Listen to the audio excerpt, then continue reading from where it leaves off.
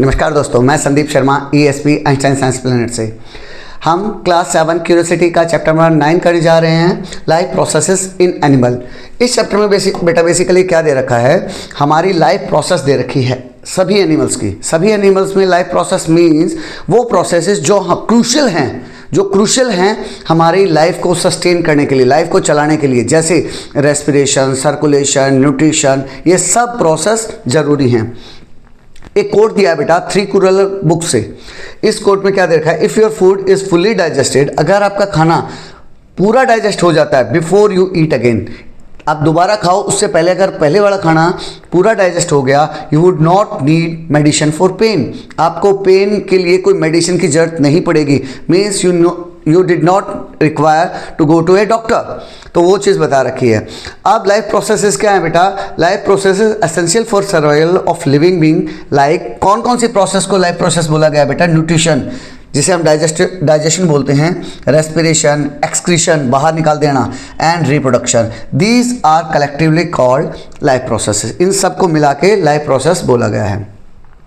अब इसमें होता क्या है, इस चैप्टर में लाइफ प्रोसेस सारी हैं, लेकिन यहाँ हम डाइजेशन सिस्टम यानी न्यूट्रिशन एंड रेस्पिरेशन को डिटेल में समझेंगे। तो जब डाइजेस्टिव सिस्टम की बात आती है तो ये मैंने एक पिक्चर ऐड की है। इसमें कोई भी जब हम खाना खाते हैं तो मान लिया मैंने रोटी का टुकड़ा लिया, वो मेरे सबसे पहले कहाँ जाएगा बेटा, माउथ कैविटी में गया। माउथ कैविटी में उसके ऊपर 2 काम होंगे, एक मैकेनिकल चर्निंग होगी, दांत उसको ग्राइंड कर देंगे छोटे छोटे पीसेस में, दूसरा सलाइवा ऐड हो जाएगा। सलाइवा ऐड होने के बाद रोटी का गीला गीला सा पीस बन जाएगा जिसे बोलस बोलते हैं। वो यहाँ बोलस यहाँ फूड पाइप में जाएगा, फूड पाइप जिसको इसोफेगस बोलते हैं, उसके थ्रू होते हुए ये नीचे यहाँ हमारे स्टमक में एंटर करेगा। स्टमक में उसके ऊपर बेटा HCl डाल दिया जाएगा। HCl के छींटे मार देंगे। आइए गुरुजी आइए, आपके ऊपर HCl के छींटे मार देते हैं। किस लिए, ताकि एक तो उसको डाइजेशन में हेल्प हो, दूसरा कोई बैक्टीरिया अगर स्टमक में आ गया है तो उसको मारने के लिए। ये बेटा बेसिकली ये पूरी एलिमेंट्री कैनल बोला जाता है इसको। कहीं ये मोटी है, कहीं पतली है। इसके साइड में एक लीवर नाम का ग्लैंड रहता है जो कि बाइल जूस सेक्रेट करेगा। जब मैं सेक्रेट बोल रहा हूँ इट मीन्स जनरेट करेगा, और बाइल जूस गॉल ब्लैडर के होते हुए स्टमक में उसके ऊपर फूड के ऊपर डाला जाएगा। सिमिलरली यहाँ पेनक्रिया, यहाँ दिखा रखा बेटा, ये यहाँ पेनक्रिया है। ये पेनक्रिया क्या करेगा, पेनक्रियाटिक जूस सेक्रेट करेगा। पेनक्रियाटिक जूस भी स्टमक में खाने के ऊपर डाला जाएगा। फिर वहाँ से जो स्टमक में खाना एंटर किया है उसका मैकेनिकल चर्निंग में होगा। जो स्टमक की इनर वॉल्व्स हैं वो कॉन्ट्रैक्ट होंगी, रिलैक्स होंगी, कॉन्ट्रैक्ट होंगी, रिलैक्स होगी। खाना हजम हुआ, अब वहाँ से स्मॉल इंटेस्टाइन में एंटर करेगा। दिस इज स्मॉल इंटेस्टाइन बेटा, ये क्या है, स्मॉल इंटेस्टाइन है। स्मॉल इंटेस्टाइन कितनी लंबी होती है, स्मॉल इंटेस्टाइन बेटा आप ये मान लो ये छत है, इससे डबल आपकी बुक में दे रखा है। इतनी बड़ी, इतनी लंबी होती है, लेकिन इसको कॉइल करके, हाईली कॉइल करके यहाँ डाला हुआ है। उसके बाद स्मॉल इंटेस्टाइन में जाएगा जहाँ अब्जॉर्प्शन होगा, मीन्स उसमें से न्यूट्रिएंट्स निकाल लिए जाएंगे। आफ्टर दैट लार्ज इंटेस्टाइन में जाएगा। लार्ज इंटेस्टाइन क्या करेगी, उसमें से जो लिक्विड है, वाटर और सॉल्ट, उनको अब्जॉर्व कर लेगी, सच दैट जो चीज़ हमें बाहर निकालनी है, जिस चीज़ का एक्सक्रीशन करना है, उसमें पानी की क्वांटिटी कम हो जाए। जैसे कि स्टूल पास होगा तो स्टूल ज़्यादा जेली टाइप ना रहे, सूखा सूखा सा हो जाए, इसलिए लार्ज इंटेस्टाइन का यूज़ होगा। आफ्टर दैट सारा वेस्ट रेक्टम में इकट्ठा हो जाएगा एंड एट लास्ट एनस के थ्रू हमारी बॉडी से बाहर चला जाएगा। वही यहाँ हमें सिखा रखा है। ये इमेज आपकी बुक में दे रखी है। हम सबसे पहले क्या करते हैं, सबसे पहले बेटा माउथ में खाना लिया मैंने, माउथ में उसका 2 टाइप से डाइजेशन होगा। First one is mechanical churning, दांत उसको क्रश कर देंगे। After that saliva, salivary gland से आके, ये यहाँ सलेवरी ग्लैंड दिखा रखे बेटा, जो उसके ऊपर सलाइवा छोड़ देंगे, उससे वो केमिकली चर्न होगा। आफ्टर दैट इसोफेगस जिसे हम फूड पाइप भी बोलते हैं, इसके अंदर एंटर कर जाएगा। ये माउथ से लेके पूरा एनस तक it is known as alimentary canal. Alimentary canal कहीं देखो पतली सी दिखाई दे रही है, स्टमक में जाके मोटी हो गई, वही चीज़ समझा रखी है हमें।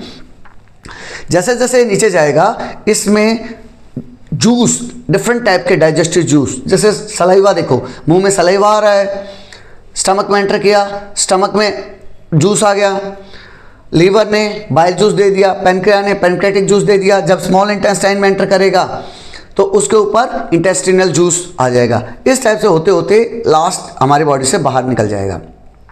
अब यहाँ न्यूट्रिशन इन एनिमल्स की बात कर रहे हैं। क्या सभी में एक जैसा होता है क्या? नहीं बेटा, सभी में डिफरेंट डिफरेंट टाइप का होता है। कोई एनिमल किसी टाइप से डाइजेशन करेगा, किसी में किस टाइप से होगा। जैसे आपकी बुक में एनिमल का दिया हुआ है, काऊ का दिया है एंड बर्ड्स का दिया हुआ है, उसके बारे में डिटेल में समझेंगे। सबसे पहले ह्यूमन बीइंग के बारे में समझा रखा है। ये बताया है कि जैसे मैंने मुंह में लिया तो उसका मैकेनिकल चर्निंग होगा, उसको फाइन पार्टिकल्स में तोड़ दिया। आफ्टर दैट सलाइवा ऐड हो जाएगा। सलाइवा ऐड करके क्या करेगा उसको, हमारे मान लिया मैंने रोटी खाई, रोटी बेटा बेसिकली क्या होती है, रोटी में कार्बोहाइड्रेट का एक फॉर्म जिसे हम स्टार्च बोलते हैं वो पाया जाता है। तो स्टार्च को जब मैं सलाइवा ऐड करूंगा और चबाऊंगा तो वो शुगर में कन्वर्ट हो जाएगा। शुगर में कन्वर्ट हो गया, वही बता रखा है। चपाती और राइस कंटेन स्टार्च, उसके अंदर क्या मिलेगा बेटा, starch, which is a type of carbohydrate. Our saliva contains a digestive juice that helps break down starch into sugar. तो जो स्टार्च है वो टूट के क्या बन जाएगा, शुगर बन जाएगा। This explain why starchy food like chapati taste sweet when you chew it for a long time. इसलिए बोला गया बेटा कि रोटी को आप 32 टाइम्स चू करो, चबाओ 32 बार। क्यों? क्योंकि जब इतनी देर आप मुंह में रखोगे तो उसका स्टार्च टूट के शुगर में कन्वर्ट हो जाएगा और आपको रोटी में भी मजा आने लग जाएगा। Saliva helps to break down components of food into simpler one. यहाँ साइंस एंड सोसाइटी में बताया गया बेटा ओरल हाइजीन के बारे में कि आप अपने आप को ब्रश करते रहिए, साफ सुथरा रखिए, बहुत इंपॉर्टेंट है। अब यहाँ बता रहा है उसने क्या किया, जो हमारे फूड में स्टार्च था उसके ऊपर सलाइवा का क्या एडिशन रहेगा।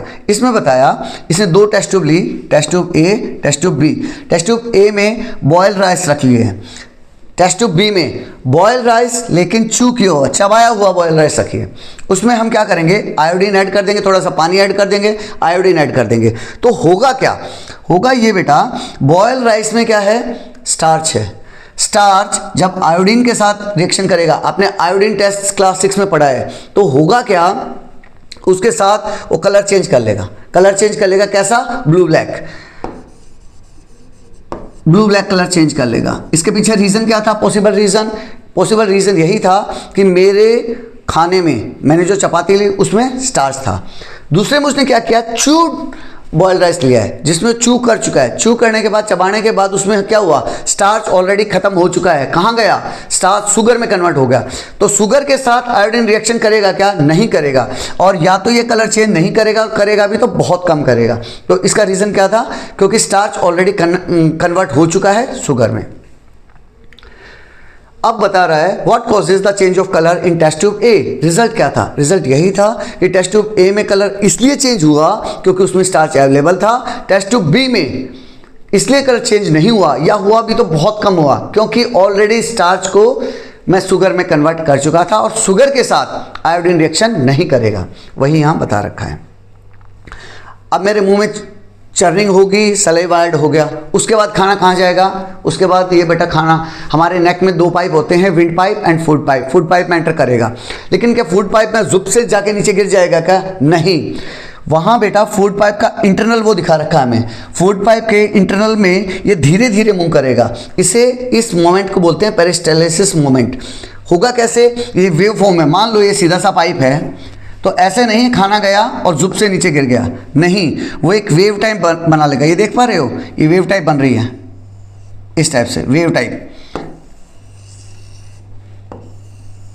कैसे बनाएगा वो वेव टाइप, क्योंकि मसल्स हैं बेटा। मसल कहीं से देखो चौड़ी हो गई, रिलैक्स हो गई, और कहीं कॉन्ट्रैक्ट हो रखी हैं। इस टाइप से खाना धीरे धीरे धीरे धीरे धीरे, नॉट ओनली फूड पाइप में, पूरी एलिमेंट्री कैनल मुंह से लेके एनस तक धीरे धीरे मूव करेगा बेटा। इट टेक्स सफिशिएंट टाइम कि हर जगह वो धीरे धीरे डाइजेस्ट हो पाए। तो इस टाइप से होते हुए वो खाना देख पा रहे हो स्टमक में पहुंच जाएगा, इसोफेगस से होते हुए। ध्यान रखना, इसोफेगस में ओ साइलेंट है बेटा, ओ को प्रोनाउंस नहीं करना। अब वहां से होते हुए खाना हमारा कहाँ पहुंचा, स्टमक में पहुंच गया। स्टमक में क्या है बेटा, जैसे ही स्टमक में पहुंचा तो उसके ऊपर डाइजेस्टिव जूस, स्टमक क्या करता है, डाइजेस्टिव जूस सेक्रेट करता है, एसिड सेक्रेट करता है एंड म्यूकस सेक्रेट करता है। डाइजेस्टिव जूस क्या करेंगे, उसको डाइजेशन में हेल्प करेंगे। एसिड, कोई बैक्टीरिया वगैरह रखा है तो उसके ऊपर जब मैंने एसिड डाल दिया तो वो वहीं मर जाएगा, आगे एलिमेंट्री कैनल में बैक्टीरिया नहीं जा पाएगा। म्यूकस क्या है, म्यूकस बेटा it's a kind of paste type है। जैसे आपके नाक से पानी बहता है, कान में म्यूकस होता है, सिमिलरली यही म्यूकस हमारे स्टमक में होता है। जो अब एक बात बताओ, एसिड है तो एसिड मेरे पेट की अंदर वाली स्किन को खराब कर देगा ना, उससे बचने के लिए म्यूकस यहाँ लगा दिया जाता है। म्यूकस लगा होता है सच दैट एसिड इफेक्ट ना करे। एसिड तुमने देखा होगा कई बार, अगर आप शादी ब्याह में गए और वहाँ जाके आपको बदहजमी सी हो जाती है, एसिडिटी हो रखी है स्टमक में, क्यों? क्योंकि ज़्यादा एसिड जनरेट कर दिया है आपके स्टमक ने। वही चीज़ यहाँ बता रहा है, the digestive juice of the stomach breaks down protein present in the food into simpler compounds. यहाँ प्रोटीन का डाइजेशन स्टार्ट होगा, माउथ में कार्बोहाइड्रेट का डाइजेशन स्टार्ट हुआ था, स्टमक में प्रोटीन का डाइजेशन स्टार्ट होगा। उसके अलावा ये तीन चीज़ें तो मिली ही मिली, digestive juice, acid and mucus. Mechanical churning भी होगी। मैकेनिकल चर्निंग सर यहाँ क्या दांत थोड़ी हैं, जो स्टमक है ना बेटा वो कॉन्ट्रैक्ट करेगा रिलैक्स करेगा, कॉन्ट्रैक्ट करेगा रिलैक्स करेगा, इस तरह से मैकेनिकल चर्निंग होगी। फैसिनेटिंग फैक्ट्स में मैकेनिकल चर्निंग जो मैं बता रहा हूँ इसके बारे में बता भी रखा है। एक डॉक्टर थे बेटा विलियम बीमाउंट, इन्होंने क्या किया, उनका एक पेशेंट था एलेक्सिस सेंट मार्टिन, उसको गोली लगी हुई थी यहाँ स्टमक के पास। तो गोली लगने के बाद जब उसका इलाज हो गया, इलाज के बाद भी छोटा सा छेद रह गया। छोटे से छेद में से इन डॉक्टर साहब ने क्या किया, देखा, क्या देखा, सरप्राइज हो गए देख के। क्या चीज़, कि उनका पेट चर्न कर रहा था, पेट चबा रहा था, कॉन्ट्रैक्ट कर रहा था रिलैक्स कर रहा था, कॉन्ट्रैक्ट कर रहा था रिलैक्स कर रहा था, वही यहाँ बताया हुआ है। उसके बाद खाना हमारा कहाँ एंटर करेगा, उसके बाद खाना बेटा हमारा स्मॉल इंटेस्टाइन में जाएगा। स्मॉल इंटेस्टाइन छोटी सी होगी, छोटी सी नहीं होगी बेटा, बहुत बड़ी है, बहुत बड़ी। कितनी बड़ी सर, आपके कमरे की छत है उससे डबल द लेंथ। ये करेगा क्या, ये इसको स्मॉल इंटेस्टाइन क्यों बोला बेटा, क्योंकि ये साइज में पतली है, ये साइज में पतली है। कितनी लंबी होगी, लगभग 6 मीटर, मीन्स 18 फीट के आसपास लंबी है ये। और इसको तो फिर इतनी बड़ी 18 फीट की मेरे पेट में कैसे आ गई, उसको जैसे आप बेटा तार को फोल्ड करके रख देते हो ना अलमीरा में, बहुत लंबा तार है लेकिन फोल्ड करके रख दिया, इसी तरह से इसको फोल्ड करके रख दिया जाता है। ये देखो माउथ से आया, इसोफेगस से होते हुए स्टमक में गया, स्टमक में यहाँ लीवर और पैनक्रियाज ने अपने जूस दिए उसको, उससे स्मॉल इंटेस्टाइन में चला गया। स्मॉल इंटेस्टाइन को यहाँ बड़ा करके दिखा रखा है आपको समझाने के लिए, स्मॉल इंटेस्टाइन से लार्ज इंटेस्टाइन में एंड एट लास्ट एनस में। स्मॉल इंटेस्टाइन में होगा क्या, it is the longest part of the alimentary canal.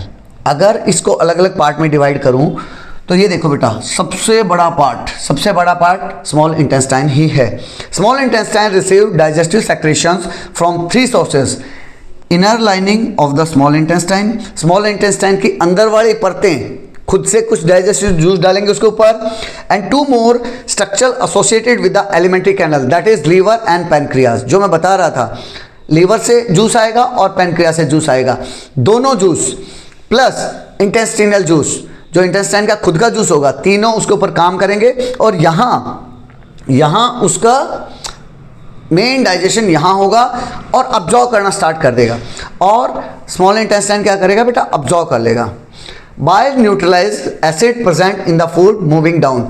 जो लीवर ने क्या सेक्रेट किया बेटा, लीवर ने बाइल जूस सेक्रेट किया जो कि गैल ब्लैडर में स्टोर होता है एंड बाद में स्मॉल इंटेस्टाइन में एंटर करता है। तो जो बाइल जूस है वो कैसा है नेचर में, B4 bile, B4 basic. Bile juice कैसा है, बेसिक है नेचर में, तो जो पेट में हमारे एसिडिटी होगी उसको न्यूट्रलाइज करने में हेल्प करेगा। पैनक्रियाटिक जूस क्या है, जो पैनक्रिया ने जनरेट किया है, which is also basic in nature, और वो भी न्यूट्रलाइज एसिड को न्यूट्रलाइज करने में हेल्प करेगा। Pancreatic juice also break down carbohydrate. Pancreatic juice किस पे काम करेगा, कार्बोहाइड्रेट पे। कार्बोहाइड्रेट का इनिशियल कहाँ हुआ था डाइजेस्ट होना, हमारे माउथ में, और यहाँ के कंप्लीट ब्रेक डाउन हो जाएगा। प्रोटीन का स्टार्टिंग कहाँ हुआ था? प्रोटीन को डाइजेस्ट होना मेरे स्टमक में हुआ था, लेकिन यहाँ कंप्लीट हो जाएगा। एंड फैट, तीनों चीज़ों के ऊपर पैनक्रेटिक जूस काम करेगा। The digestive juice secreted by the wall of the small intestine further breaks down fats, protein and partially digested carbohydrate into simpler form. Simple form में उसको तोड़ दिया जाएगा। On the digested nutrients pass on from the small intestine into the blood। यहाँ से बेटा जो nutrients हैं स्मॉल इंटेस्टाइन में पहुँच गए, अब न्यूट्रिएंट्स यहाँ से अब्जॉर्व कर लेगा कौन? विलीज। स्मॉल इंटेस्टाइन के अंदर में, स्मॉल इंटेस्टाइन के अंदर में ये पिक्चर देख पा रहे हो, इस टाइप से जैसे हमारे नाक के अंदर में बाल होते हैं ना, इसी टाइप से विलीज होती बेटा। और विलीज क्या करेंगी? विलीज अब्जॉर्व कर लेंगी न्यूट्रिएंट्स को, वो न्यूट्रिएंट्स को अब्जॉर्व कर लेंगी और ब्लड को पास कर देंगे। And present in the blood vessel found in the wall of the small intestine. Villi के बारे में बता रहा है, this process is called absorption. इसी को एब्जॉर्प्शन बोला गया है, वो उसको अब्जॉर्व कर लेता है। अब यहाँ से बता रहा है आगे एक बीमारी के बारे में बता रहा है बेटा, सीलिएक डिजीज। सीलिएक डिजीज में क्या होता है? नॉर्मली उनको जो भी सीलिएक डिजीज के पेशेंट होंगे ना, उनको हमारे गेहूं में बार्ले में एक ग्लूटेन नाम का सब्सटेंस पाया जाता है, उनको ग्लूटेन से एलर्जी हो जाएगी। बहुत लोग देखोगे आप जो रोटी चपाती नहीं खाएंगे, बोला क्यों? बोला क्योंकि ग्लूटेन से एलर्जी है इनको। तो वो क्या होगा, इस सीलिएक डिजीज में होगा क्या, उनको वो चीज़ें छोड़नी पड़ेंगी, गेहूं वगैरह बार्ले वगैरह छोड़ना पड़ेगा। उसके लिए अल्टरनेट क्या है? अल्टरनेट है कि वो जवार, बाजरा, रागी इस टाइप के मिलेट्स खा सकते हैं। उसके बाद स्मॉल इंटेस्टाइन के बाद खाना हमारा कहाँ पहुँचेगा? अब्जॉर्प्शन हो गया है, अब गंदगी बची है। उस गंदगी में काफ़ी लिक्विड की क्वांटिटी ज़्यादा है, तो उस लिक्विड को ऑब्जॉर्व करने के लिए अब हमारा खाना पहुंचेगा लार्ज इंटेस्टाइन में। लार्ज इंटेस्टाइन बहुत लंबी होगी ना? नहीं बेटा, बहुत मोटी होगी। लार्ज इसलिए बोला गया है क्योंकि उसकी मोटाई स्मॉल इंटेस्टाइन के कंपैरिजन में ज़्यादा है, लंबाई सिर्फ 1.5 मीटर है, जबकि स्मॉल इंटेस्टाइन कितना था? 6 मीटर था, ये सिर्फ 1.5 मीटर है। और इसका रोल क्या रहेगा? इसका रोल रहेगा बेटा, अब तक जो वेस्ट यहाँ इकट्ठा हो गया, स्मॉल इंटेस्टाइन से होते हुए लार्ज इंटेस्टाइन में वेस्ट आ गया, अब वो वेस्ट थोड़ा पानी ज़्यादा है, तो क्या करेगा लार्ज इंटेस्टाइन? उसमें से पानी को ऑब्जॉर्व कर लेगा और डिफरेंट साल्ट्स को ऑब्जॉर्व कर लेगा, और बचा हुआ पोर्शन लार्ज इंटेस्टाइन में होते होते धीरे धीरे जाके रेक्टम में इकट्ठा हो जाएगा। जहाँ रेक्टम में इकट्ठा हो गया, जो कि अब स्टूल के नाम से जाना जाएगा, जो आप सुबह में पास करते हो ना, बाहर निकालते हो, दैट इज स्टूल। तो स्टूल की फॉर्म में, ये वो स्टूल वाला स्टूल नहीं है जिसके ऊपर आप बैठते हो, आपकी बॉडी का वेस्ट प्रोडक्ट है जिसे हम स्टूल बोलते हैं, जो फाइनली आपकी बॉडी से बाहर चला जाएगा। Finally it is expel through the anus, anus के थ्रू आपकी बॉडी से बाहर चला जाएगा। A process known as egestion, वो प्रोसेस जिसे हम इजेशन को बोलते हैं। This is how your body removes the waste, it does not need keeping you healthy. जिस वेस्ट की इसको जरूरत नहीं थी उसने निकाल दिया। अब फैसिनेटिंग फैक्ट्स में बोल रहा है, the large intestine contains various small living organism, छोटे छोटे लिविंग ऑर्गेनिज्म उसके पास होते हैं, जैसे कि bacteria, that help in digestion, they help in keeping our digestive system healthy. इससे क्या होगा? जो बैक्टीरिया हैं, सर बैक्टीरिया तो बीमारी फैलाते हैं, नहीं बेटा, दे आर गुड बैक्टीरिया, आपके इंटेस्टाइन में मिलेंगे ये, जो आपके फूड को डाइजेस्ट करने में काफ़ी हेल्प करते हैं। तो आप क्या करोगे? फाइबर रिच फूड खाओ, एंड स्पेशली फर्मेंटेड फूड जैसे कि curd, butter milk, shrikhand, kanji, pickle, gundruk and poita bhat. ये वर्ड्स आपने कम सुने होंगे, गंदरक वगैरह बेटा। नॉर्मली नॉर्थ इंडिया में जाएंगे तो गंदरक जो मीन्स पटाखे वगैरह में यूज़ किया जाता है उसको बोलते हैं, लेकिन this is a north eastern food है बेटा ये। And poita bhat it is a kind of rice, Orissa, Bengal वगैरह में यूज़ किया जाता है। तो ये सब फर्मेंटेड फूड्स हैं, ये आपके डाइजेस्टिव सिस्टम के लिए बहुत फ़ायदेमंद हैं। अब साइंस एंड सोसाइटी के बारे में बता रहा है कि अर्लियर टाइम्स में हमारे पुरानी बुक एक चरक संहिता के नाम से थी, जो कि एंशिएंट आयुर्वेदिक टेक्स्ट है, आयुर्वेद के बारे में बता रखा है।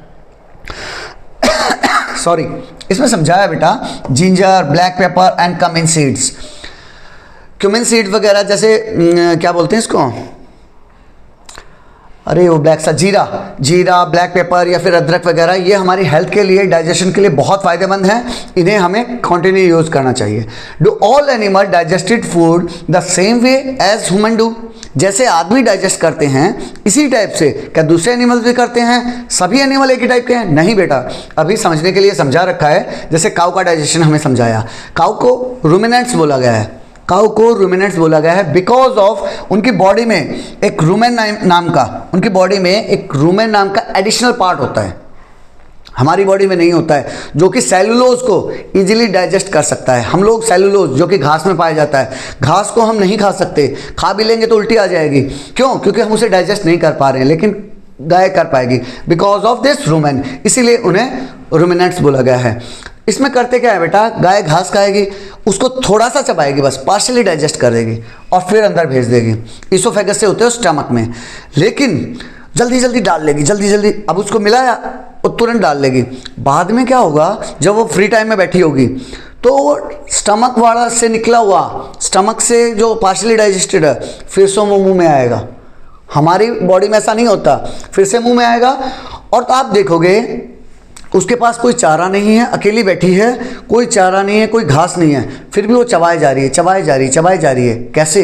वो वही पार्शियली डाइजेस्टेड फूड दोबारा से उसके मुंह में आया है, अब वो उसको चू कर रही है, जिसे कडिंग बोलते हैं। The partially digested food is brought back to the mouth for gradual chewing, दोबारा से च्यू करने के लिए फिर से आता है। This process is called rumination and these animal are called ruminants. इन एनिमल्स को रूमिनेंट्स बोला गया है और इस प्रोसेस को रूमिनेशन बोला गया है। एक cow spends about 8 hours a day just chewing the food. एक काउ कम से कम 8 घंटे लगा देती है बेटा चूइंग में, है ना इंटरेस्टिंग। उसके बाद यहाँ बर्ड के बारे में, डाइजेस्टिव सिस्टम के बारे में बता रखा है। बर्ड में बेटा एक स्पेशल, जैसे वहाँ हमने रूमेन देखा, सिमिलरली बर्ड में एक स्पेशल ऑर्गन रहता है जिसे हम गिजार्ड बोलते हैं। Birds do not have teeth, उनके टीथ नहीं होते, but they have a chamber called a gizzard. उनके पास एक चैम्बर होता है जिसे गिजार्ड बोलते हैं। Food is broken down by the contraction and relaxation of the walls of the gizzard, often with the help of grit. Grit का help करके, grit means छोटे छोटे कंकर, बर्ड्स उठा लेता है, उसे अपने अंदर ले लेता है और ग्रिट का यूज करते हुए गिजार्ड में उसे च्यू कर लेता है। The process by which nutrients are converted into usable energy is called respiration.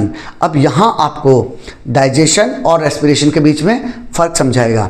हमें क्या लगता है कि डाइजेशन से सारा कार्यक्रम हो जाता है? नहीं बेटा, डाइजेशन से जो मेरा फूड है वो सिंपल सब्सटेंस में टूट जाता है, लेकिन उस सिंपल सब्सटेंसेस में रेस्पिरेशन के थ्रू हम ऑक्सीजन डालते हैं और वो ऑक्सीजन जब मिक्सअप हो जाती है तब वो हमारे nutrients as well as oxygen हमारे हर बॉडी पार्ट के पास पहुंचती है। तो respiration is as important as digestion. तो यहां हम रेस्पिरेशन के बारे में समझेंगे, एनिमल्स में रेस्पिरेशन कैसे होता है। क्या सभी एनिमल्स में एक ही टाइप से रेस्पिरेशन होता है? नहीं बेटा, अलग अलग टाइप का होता है। सबसे पहले हम रेस्पिरेशन इन ह्यूमन बीइंग में समझेंगे। यहां समझा रहा है, you know that we breathe in and breathe out. हम इनहेल करते हैं और ब्रीथ आउट एक्सेल करते हैं air continuously to obtain oxygen and release carbon dioxide. Oxygen लेते हैं और कार्बन डाइऑक्साइड छोड़ते हैं। How is this oxygen used in the body? Body में कैसे यूज होती है? Are breathing and respiration different? क्या ब्रीदिंग और रेस्पिरेशन एक ही चीज है क्या? नहीं बेटा, ब्रीदिंग और रेस्पिरेशन अलग अलग हैं। नॉर्मल बच्चे को ब्रीदिंग और रेस्पिरेशन एक ही लगता है। ब्रीदिंग का मतलब है सिर्फ इनहेलेशन एंड एक्सेल करना, इनहेल करना, एक्सेल करना, इनहेल करना, एक्सेल करना, दिस इज ब्रीदिंग ओनली। लेकिन रेस्पिरेशन वो प्रोसेस है जिसमें जो मैंने इनहेल किया ऑक्सीजन को, उस ऑक्सीजन को मैं यूज करूंगा मेरे न्यूट्रिएंट्स के साथ और मेरी बॉडी के पास पहुंचाने के लिए। वही समझा रखा है यहाँ। The process of inhaling and excelling, inhale करना और एक्सेल करना इज कॉल्ड ब्रीदिंग। ब्रीदिंग यहाँ खत्म। It is difficult to live without food for a week. एक इंटरेस्टिंग फैक्ट बता रहा है कि आप खाने के बिना एक वीक रह सकते हैं, पानी के बिना 1 दिन या 2 दिन रह सकते हैं, लेकिन ब्रीदिंग के बिना, अपना सांस रोक के देखना बेटा, आप मुश्किल से कुछ ही मिनट रह पाएंगे, उससे ज़्यादा नहीं रह सकते। इंटरेस्टिंग फैक्ट है। यहाँ रेस्पिरेटरी सिस्टम के बारे में समझा रहा हमें। रेस्पिरेटरी सिस्टम में क्या होगा बेटा, ह्यूमन का स्पेशली रेस्पिरेटरी सिस्टम बताया हमें। कैसे करेंगे? Begins with a pair of nasal opening called nostrils. हमारा रेस्पिरेशन, सांस लेने की प्रक्रिया कहाँ से शुरू होती है? नॉस्ट्रिल से। This process is breathing. Breathing मैंने कैसे किया? नॉस्ट्रिल के थ्रू उसे लिया, through which we inhale and exhale. Inhale करते हैं, इनहेल क्या करते हैं? ऑक्सीजन। एक्सहेल क्या करते हैं? Carbon dioxide. The inhale air passes into a pair of small passage called the nasal passage. यहाँ से होते हुए बेटा अंदर की तरफ, ये नॉस्ट्रिल है बेटा, ये यहाँ से ये नेजल पैसेज है बेटा, जहाँ एंटर करता है।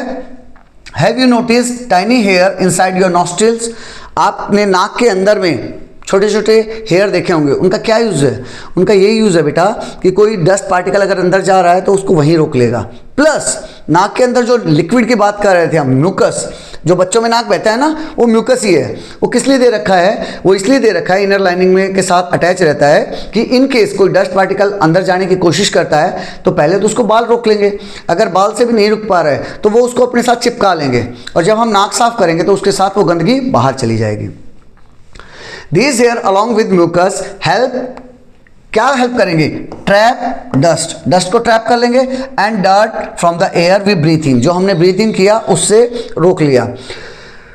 From the nasal passage the air reaches our lungs through the wind pipe. वहां से होते हुए, ये देखो विंड पाइप, ये विंड पाइप दिखा रखा है, वहां से होते हुए, विंड पाइप से के होते हुए ये हमारे लंग्स तक पहुंचता है। लेफ्ट लंग ये वाला है बेटा, राइट लंग ये वाला है, दो लंग्स दिखा रखे हैं, this is the lung. Lung हमारे कहाँ सेफ हैं? जितना भी बेटा हमारा सोफिस्टिकेटेड पार्ट्स है, हार्ट, लंग्स, ये सब रिब केज के अंदर, जो यहाँ हड्डियाँ देख पा रहे हो, दिस इज, ये हड्डियाँ, इसको रिब केज बोला गया, इसके अंदर है। और रिब केज के नीचे की तरफ ये वाला पोर्शन, नीचे की तरफ ये वाला पोर्शन इस शेप में रहेगा, जिसके ऊपर मेरे लंग्स टिके हुए हैं, इसे डायफ्राम बोलते हैं बेटा। The wind pipe from two branches which enter the two lungs, यहाँ से दो ब्रांचेस बन जाएंगे जो हमारे लंग्स में एंटर कर देंगे। These branches further divide into smaller and finer branches that end in small balloon like सैक्स।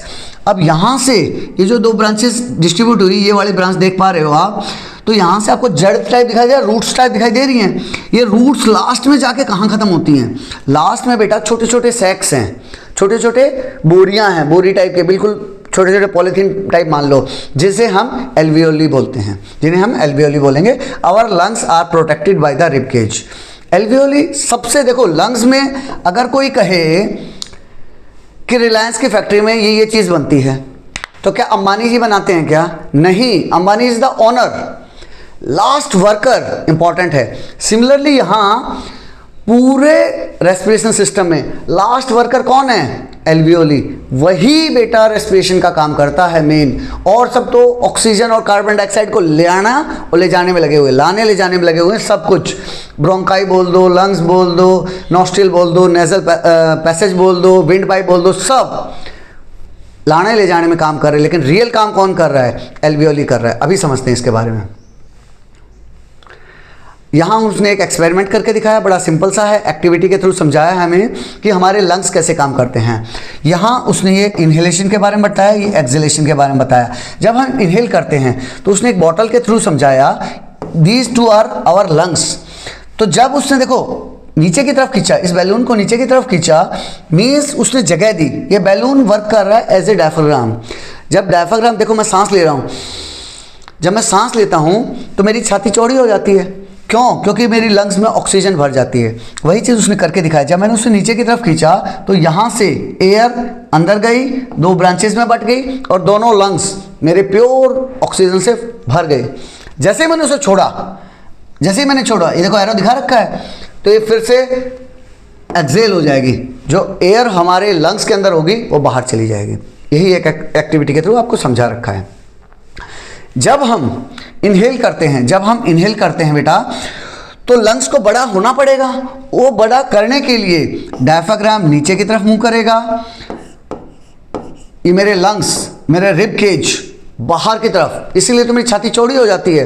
Whereas जब मुझे उसी कार्बन डाइऑक्साइड को बाहर निकालना है, तो देखो डायफ्राम भी ऊपर की तरफ चला गया, रिब केज भी अंदर की तरफ चले गए, ताकि लंग्स के ऊपर प्रेशर बने, लंग्स के ऊपर प्रेशर बने और ऊपर एयर इज फोर्स आउट। इस टाइप से एयर बाहर चली जाती है। यहाँ आपको बताया बेटा हमारी कल्चर के बारे में, साइंस एंड सोसाइटी में, हमारी हेल्दी लाइफस्टाइल में, हमारे सिस्टम, आयुर्वेदिक सिस्टम वगैरह में ऑलरेडी इसके बारे में बता रखा था। जैसे प्राणायाम, आजकल बहुत फेमस हो गया है, कोविड के बाद से प्राणायाम बहुत फेमस हो गया है। Pranayama is well known for improving respiratory health. Respiratory health को इम्प्रोवाइज करने के लिए प्राणायाम बहुत इंपॉर्टेंट है, माइंड को रिलैक्स करने के लिए एंड कंसंट्रेट करने के लिए। In Ladakh people practise tummo breathing, एक अलग टाइप से करते हैं तुमो ब्रीथिंग। आप गूगल पे चेक कर सकते हैं। A technique that improves lung function. अगर आपके लंग्स में कोई दिक्कत है तो आप इसको के थ्रू इम्प्रोवाइज कर सकते हैं। And help keep the body warm even in cold weather. वहाँ काफ़ी ठंड पड़ती है बेटा, वहाँ में वो अपनी बॉडी को गर्म करने के लिए इसका यूज़ कर सकते हैं। इसी के साथ आप चैंटिंग कुछ मंत्रास वगैरह यूज़ करते हुए और ऐड कर सकते हैं। हम ब्रीथ आउट क्या करते हैं, what do we breathe out, हम बाहर क्या छोड़ते हैं, उसको एक एक्टिविटी के थ्रू समझा है। इस एक्टिविटी में उसने किया क्या बेटा, 2 टेस्ट ट्यूब ली। एक टेस्ट ट्यूब में, टेस्ट ट्यूब ए में लाइम वाटर लिया, दूसरी में भी उतने ही लेवल का लाइम वाटर लिया। लेकिन पहली टेस्ट ट्यूब में पिचकारी का यूज़ करते हुए एयर डाल दी। बाहर मैंने पिचकारी खींची तो उसके अंदर क्या चला गया, एक बात बताओ, हमारे एटमॉस्फेयर में क्या है, एयर है। वो एयर उसने सक कर ली। अब एयर सक करने के बाद जब मैं इस टेस्ट ट्यूब के अंदर उसको वापस से डालूंगा तो इसके अंदर एयर मिक्स हो जाएगी। उसकी टेस्ट ट्यूब ए में यही किया। टेस्ट ट्यूब बी में क्या किया, उसने अपने मुंह से हवा छोड़ी, स्ट्रॉ का यूज़ करते हुए फूंक किया। उसने फूंक किया तो एक बात बताओ, इसके अंदर क्या चीज़ जाएगी, जो चीज़ आप एक्सेल कर रहे हो। एक्सेल क्या करते हैं सर, कार्बन डाइऑक्साइड करते हैं। तो आपको याद होगा, क्लास 6 में भी कर चुके हो, क्लास 7 में भी कर चुके हो। जब भी आपको डाउट हो कि कोई कार्बन डाइऑक्साइड गैस है क्या ये कार्बन डाइऑक्साइड है, तो आप सिंपल सा है, लाइम वाटर यूज़ करो। लाइम वाटर के अंदर वो गैस डाल दो। जैसे ही वो गैस डालोगे, लाइम वाटर कार्बन डाइऑक्साइड के, अगर वो कार्बन डाइऑक्साइड हुई तो लाइम वाटर और कार्बन डाइऑक्साइड रिएक्ट करेंगे और रिएक्ट करके एक मिल्की वाइट कलर बना देंगे। मिल्की वाइट कलर बना देंगे जिसे हम कैल्शियम कार्बोनेट बोलते हैं केमिस्ट्री के लैंग्वेज में। अगर वो मिल्की वाइट कलर का बना, इट मीन्स वो कार्बन डाइऑक्साइड थी। उसने यही किया, अपने मुंह से डाला। मुंह से हम एक्सपेक्ट कर रहे थे कि कार्बन डाइऑक्साइड है क्या, जब उसके अंदर ऐड किया तो वो मिल्की वाइट बन गया। मिल्की वाइट बन गया, इट मीन्स वो कार्बन डाइऑक्साइड ही थी। तो हमें अपने क्वेश्चन का आंसर मिल गया कि हम क्या ब्रीथ आउट करते हैं, हम कार्बन डाइऑक्साइड ही ब्रीथ आउट करते हैं। यहाँ देखो, ये बड़ी प्यारी सी ड्राइंग है, बच्चों को कम समझ में आती है, थोड़ा मैं समझा देता हूँ। एल्वियोली को बड़े फॉर्म में दिखा रखा है। एल्वियोली कौन था, जो रेस्पिरेटरी सिस्टम का लास्ट सिपाही। जंग कौन लड़ते हैं, सिपाही।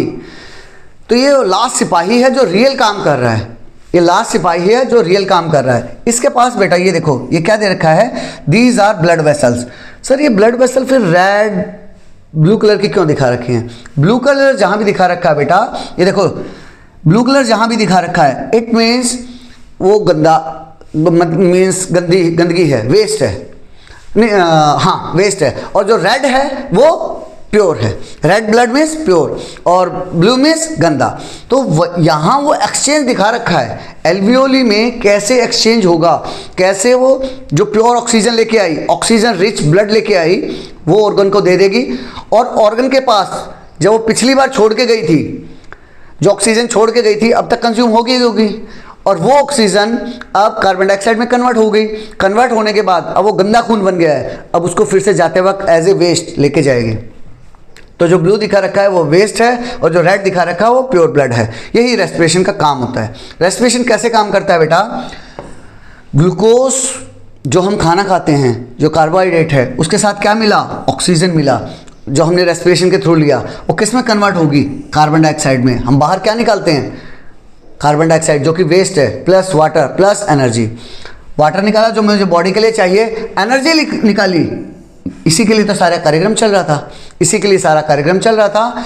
तो जो मैंने फूड के थ्रू ग्लूकोज लिया, ऑक्सीजन लिया रेस्पिरेशन के थ्रू, उसने कार्बन डाइऑक्साइड जो कि वेस्ट था, बाद में जिसे हम एक्सेल कर देते हैं, उसने वाटर और एनर्जी मेरी बॉडी को दिया, जो कि बहुत ज़रूरी है। यहाँ आप देख पा रहे हो बेटा, इनहेल एयर में क्या होता है, 21% ऑक्सीजन होती है जो एटमॉस्फेयर में नॉर्मली मिलती है। 78% नाइट्रोजन, 21% ऑक्सीजन होती है ना बेटा। वही ऑक्सीजन को मैंने इनहेल किया, ये अंदर की तरफ ये लिया, एरो के थ्रू दिखा भी रखा है। और इसमें होता क्या है, नियरली 0.04% कार्बन डाइऑक्साइड। आपने पढ़ा भी है अपनी बुक में, एयर में 0.04% कार्बन डाइऑक्साइड होती है। जब मैं इनहेल किया ऑक्सीजन इतना था, कार्बन डाइऑक्साइड इतना था। जब उसी चीज़ को मैंने एक्सेल किया, बाहर निकाला, ये 2 एरो के थ्रू दिखा रखा है, लंग्स यही दोनों काम यही करेंगे, तो उसमें क्या होगा बेटा 16 to 17% ऑक्सीजन होगी। सो 16 to 17, हम तो सोच रहे थे 0% होगी, नहीं बेटा 16-17% ऑक्सीजन फिर भी रहती है, और 4 से 5% कार्बन डाइऑक्साइड। कार्बन डाइऑक्साइड की अमाउंट बढ़ गई है, देख रहे हो, यहाँ 0.04 था, यहाँ 4 to 5% होगी, वो बाहर चली जाएगी, एक्सेल कर देंगे। In simple words breathing bring in oxygen. Simple words में क्या कहें हैं, जो ब्रीदिंग है वो ऑक्सीजन को अंदर लेके जाती है एंड रिमूव्स कार्बन डाइऑक्साइड, और कार्बन डाइऑक्साइड को बाहर निकाल देती है। व्हाइल रेस्पिरेशन, अब ब्रीदिंग और रेस्पिरेशन जो क्वेश्चन स्टार्ट हुआ था उनके बीच में कंपैरिजन बता रहा है। ब्रीदिंग में क्या हुआ, ब्रीदिंग में सिर्फ और सिर्फ इनहेल और एक्सेल हुआ, जबकि रेस्पिरेशन का काम क्या है, यूजेस ऑक्सीजन, ऑक्सीजन का यूज करती है टू ब्रेक डाउन फूड को ब्रेक डाउन करने में, to break down food and release energy, और एनर्जी मुझे मिल जाती है। This energy help us walk, run, play and even think. यही एनर्जी जो मुझे डे टू डे काम के लिए चाहिए। Breathing is a physical process. Breathing क्या है बेटा, फिजिकल प्रोसेस है, इनहेल कर रहा हूँ और एक्सेल कर रहा हूँ। While respiration is a chemical process. ये इंपॉर्टेंट है बेटा, जब आपके क्वेश्चन में आए तो ये 2 वर्ड जरूर ऐड करना कि ब्रीदिंग फिजिकल प्रोसेस है और रेस्पिरेशन केमिकल प्रोसेस है that occurs inside the body. Our body has a unique system for the transport of nutrients, oxygen and other substances. Transport करने के लिए हमारी बॉडी के पास एक अलग ही सिस्टम है। This system is called the circulatory system. इसी सिस्टम को सर्कुलेटरी सिस्टम बोला गया है। It includes the heart. Circulatory system में क्या क्या होगा, हार्ट होगा बेटा, खून होगा एंड ब्लड वेसल्स होंगे। The heart pumps blood through the blood vessels. जैसे आपके घर में बोरवेल से पानी उठाने के लिए मशीन पंप मशीन काम लेते हो ना, सिमिलरली हमारी बॉडी में ब्लड को पंप करने के लिए, ऊपर नीचे हर जगह भेजने के लिए हार्ट यूज किया जाता है। Ensuring the transport of nutrients, oxygen and other substances to all parts of the body while waste products are carried away. और वेस्ट प्रोडक्ट को बाहर निकाल दिया जाता है, जरूरी चीजों को हर एक ऑर्गन के पास भेज दिया जाता है। Do other animals breathe the same way as human do. क्या दूसरे एनिमल भी उसी तरीके से ब्रीथ करते हैं क्या? नहीं बेटा। फिश के केस में उनके पास ये देखो बेटा, क्या दिखा रखा है, गिल्स होते हैं। ये गिल्स के थ्रू ही रेस्पिरेट करते हैं। Most aquatic animal like fish have specialised structure known as gills. यही गिल्स के थ्रू वो रेस्पिरेट करते हैं। वेयरएज एम्फीबियन लाइक फ्रॉग्स जो कि जो मेंढक बोलते हैं, जो एम्फीबियन है, दोनों जगह रह सकते हैं। Live both on land and in water, पानी और लैंड दोनों जगह पे रहते हैं। They use different body parts for breathing at various stages of their life. For example tadpole breathe through gills. Tadpole जो छोटे होते हैं तो वो गिल के थ्रू काम करते हैं। टैडपोल क्या है बेटा? मेंढक का ही बचपन का रूप।